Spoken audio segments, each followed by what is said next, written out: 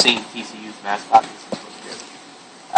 They can also shoot blood out of their eyes to escape predators. There's another one there switching. So they're kind of cool looking, different.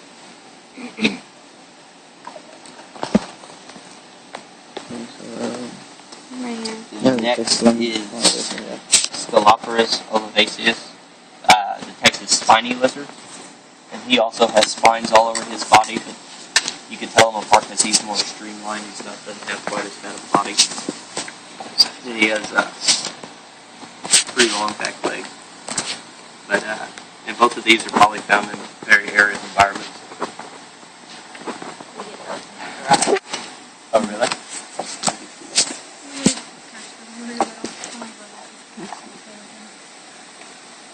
I've never seen a live one before. It's on TV. Next is one of my favorites. Anolis carolensis. This is the green anole, and you can find them out here pretty well everywhere. But they're bright green colors when they're alive. You can kind of see it on him. He's kind of faded. Yeah, he's actually turned blue for some reason, bluish. But they'll have like a more triangular shaped head around it, and they normally have a fairly long tail that'll break off. The easiest way to characterize him is by his color. These also have lamellae on their feet, which you really can't see, but like the geckos, they're able to climb on walls, but not. I don't think they can't climb very well on glass. They can, but they tend to fall off. Does he has a little? Yeah, he also has that, which I don't think I'm gonna be able to. I don't know if this one has it or not, or won't be able to pull it out. But they'll have like a little it's like a fold skin that they can extend. It's like bright red in color. Do you only find it in males or females too? I'm not sure. I've always wondered that, but I mean, I could be wrong. I would say males because it seems like the male, and they'll like get into fights with each other. Yeah, it's kind of funny. They like try and scare other ones off. But yeah, and this is the Pinosauria pectinata, or the spiny tail iguana, and he'll have these. Looks like he used to have more tail. Yeah, his tail. And a couple of these lizards will have their tails broken off, but he has these spiny rings going around his tail, and also he has these this ridge of spines coming down the dorsal side of his body. But that's pretty well it for him. And they're also herbivorous.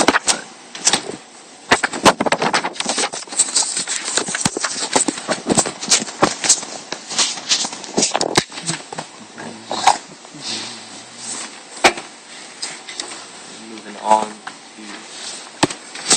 the next one is the you get to the family Iguanidae,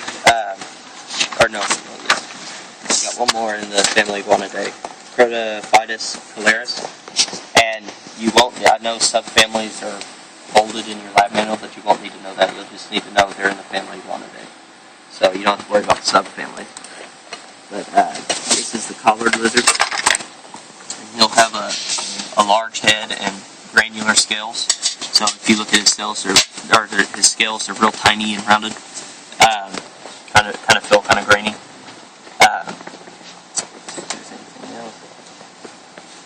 They supposedly have a distinct collar around his neck, but I haven't been able to see it on him. So I wouldn't go too much by that. But the big head and then the granular scales and a fairly long tail, that'd be a good way to tell him apart. And he also has this real dark coloration with these little white, almost lines on his body.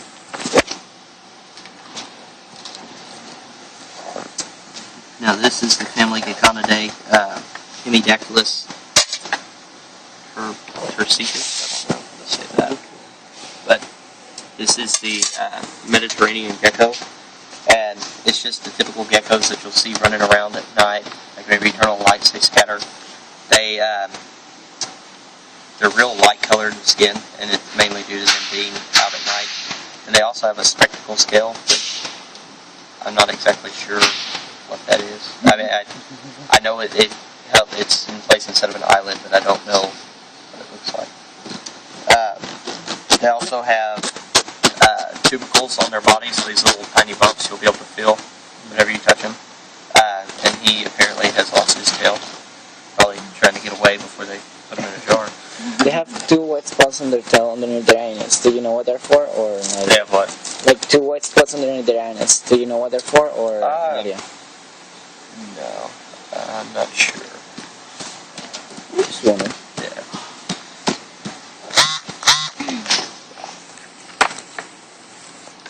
So next is the family Vertebrate, Paleonyx curvus, the Texas banded gecko. And you're able to tell him apart from the other one. He has smooth skin. He doesn't have the rougher skin. And also he has these little bands running down, these lighter colored bands running down his body. And he won't have the lamellae on his feet. These also have the lamellae that allows them to climb. These don't. They spend all their time basically on the ground. And they actually possess eyelids. So, and his eyes are closed so you can see them. But those won't. They just have the spectacle skill.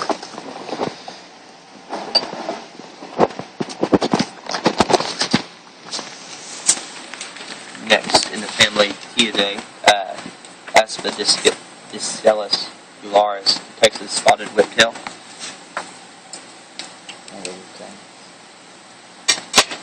These also have granular scales on their body. They're real tiny.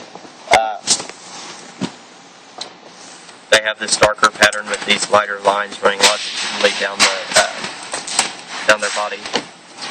And they also have this really long tail, which gives them their name. But and they also have a cone-shaped head, which they use when they're foraging. I guess their heads and holes and stuff. If I'm not mistaken, these actually live in holes. So these are Phalus ularis.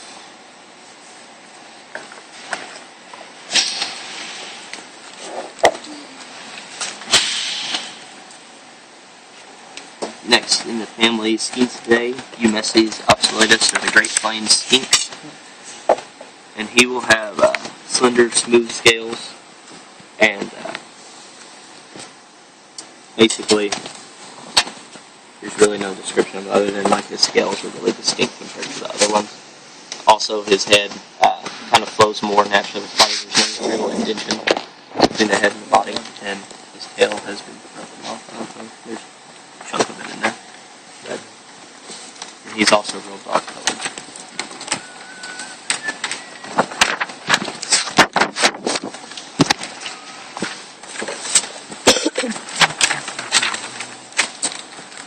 Then moving on to the family Anguidae,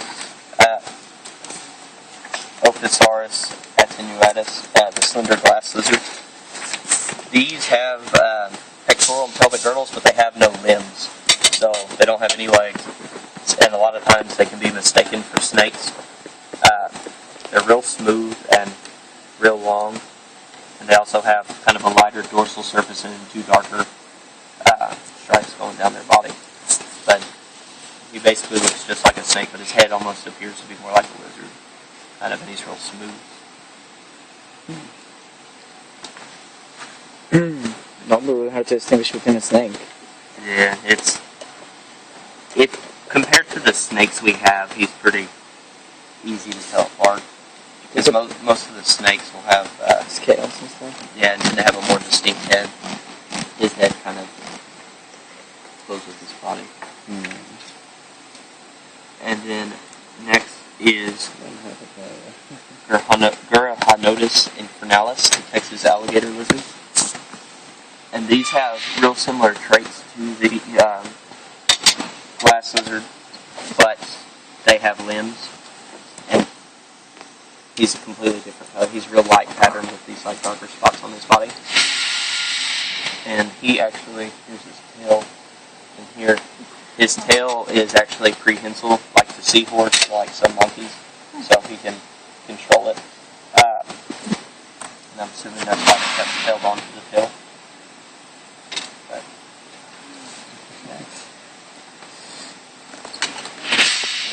Necesito tu celular. Porque si no se me sacando la serenidad. Se necesita que a veces se cansen en lo que yo estoy haciendo. No te lo haces. Te toca a ti.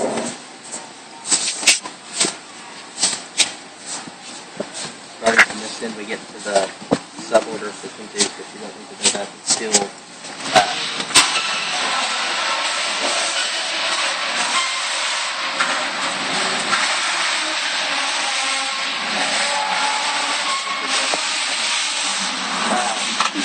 the first family, Leptotyphoid.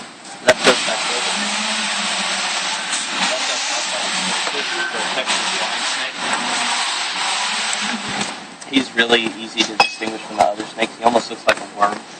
He's really tiny. And he also has extremely reduced eyes. If you look at his head, you just see two tiny little black dots. And those are his eyes, but he really can't see very well. And other than that, I mean, that's the easiest way to tell them apart from the other snakes. Next in the family Vertebrate, the first one, heterodon rhinos, or the hognose snake.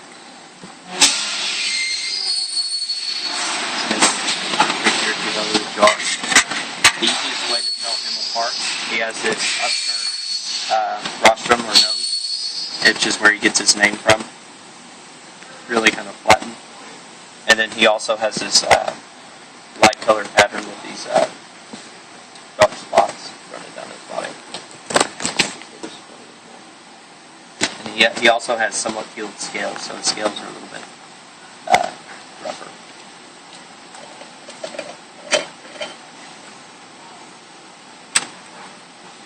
Next is Thamnophis proximus, the western ribbon snake. And a lot of times he gets mistaken for garter snake. They're basically the same. They have real light banded, like three light banded stripes running laterally down their body, and then darker sections in between. They're primarily found around water. They eat lots of fish and stuff, but the easiest way to distinguish him is by his color pattern.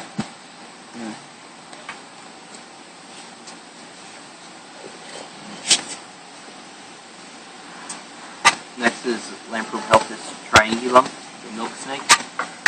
And the one way, his color pattern is pretty distinct, but in order to be able to tell them apart from the coral snake, everyone's heard the rhyme like red, yellow, kill a fellow, red and black. I think here it says venom black. So basically, there's black bands in between each light segment. I know it's kind of hard to tell whether it's yellow or red, but you'll see there will be no two light colored segments touching each other. And I think the larger ones are supposed to be red and the smaller ones are white. But these are non-venomous, and they basically take on this color pattern to trick predators into thinking they are a coral snake and avoiding it.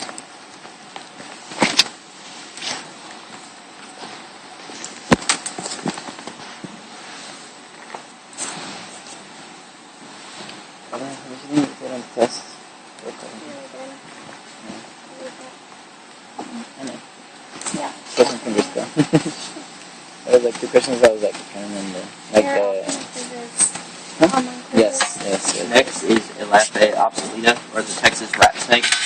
And if you've ever heard of someone call something a chicken snake, they're probably referring to a rat snake. I don't think there is such a thing as a chicken snake. That's, we always call them growing up. They'll have a real distinct color pattern. They always have these larger blotches with lighter colored skin. They're darker blotches on it. And they will also have somewhat keeled scales, so their scales are a little bit rougher. And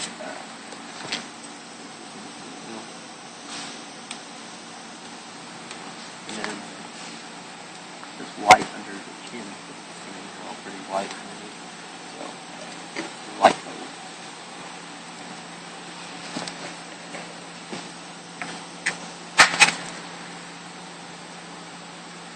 Next is Neuroidia rhombifer, or the diamondback water snake.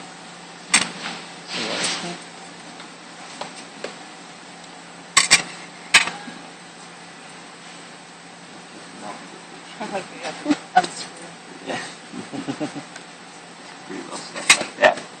And he will have, let's see, a dark chain-like pattern on a lighter green colored body, and he actually has keeled scales, so he'll have really rough scales when compared to these other specimens. And so his little banded pattern will probably be an easy way to distinguish from these other snakes.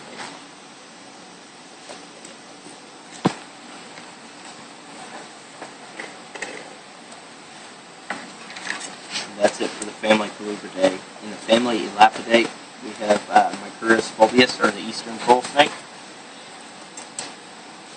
And all elapids, I know, have What's his name? I think it's, Micurus fulvius. It's a little bit different than what's on here. But this will be where you have the red and yellow touching each other. So you'll have black, and then you'll have a light colored pattern, light colored pattern, light colored pattern, black. So basically it's black, yellow, red, yellow, black. And that'll be the easiest way to tell it apart from the milk snake. Also, on these redder spots, it has these dark black patches on that, so that's maybe another way. But all elapids, they have frontal fangs, which you can't see, but their fangs are in the front, and they always are present like this out, compared to the vipers, which will fold back. Is it different in the main one? Yeah. Okay. Okay, go with. Forget what I said. Go with Tinner, because I was going by what was in here. So yeah, say go with Tinner. I'm sorry, that's my fault.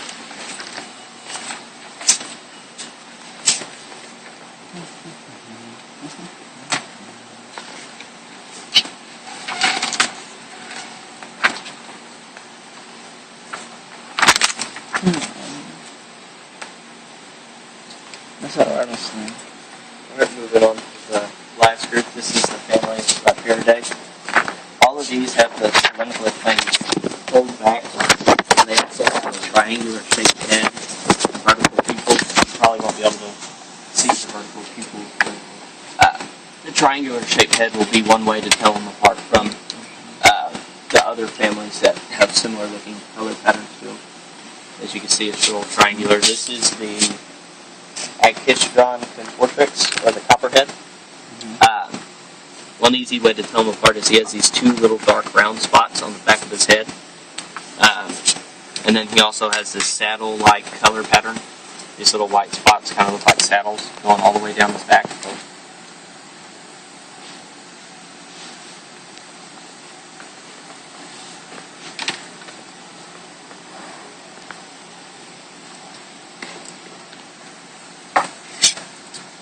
Next is Achistrodon piscivorus, or the cottonmouth. And he doesn't really have a distinct pattern. If you look at him, it's kind of all different colors. But so basically, one way that I tell them apart is they tend to have these larger scales on his head that kind of stick out. I mean, the other ones do too, but not. Yeah, to me it really sticks out on him. And also, he doesn't have like a real distinct pattern on him. It's kind of, he does have bands, but it's kind of hard to see. It's a shame they don't have their colors anymore. It's a shame that they don't have their colors anymore. I know. Especially the coral snake. Yeah.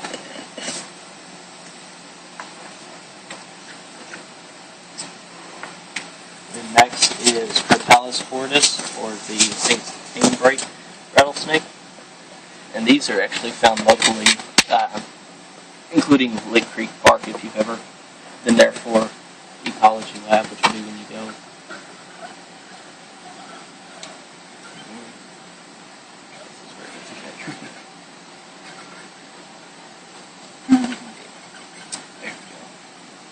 And so as you can see, he has a rattle on the back,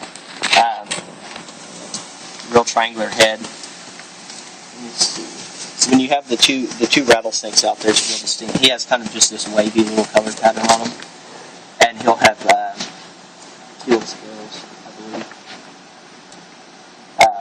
But yeah, he'll have like more of the stripes going along the body instead of the Western Diamondback, which will have diamond-shaped pattern along its body.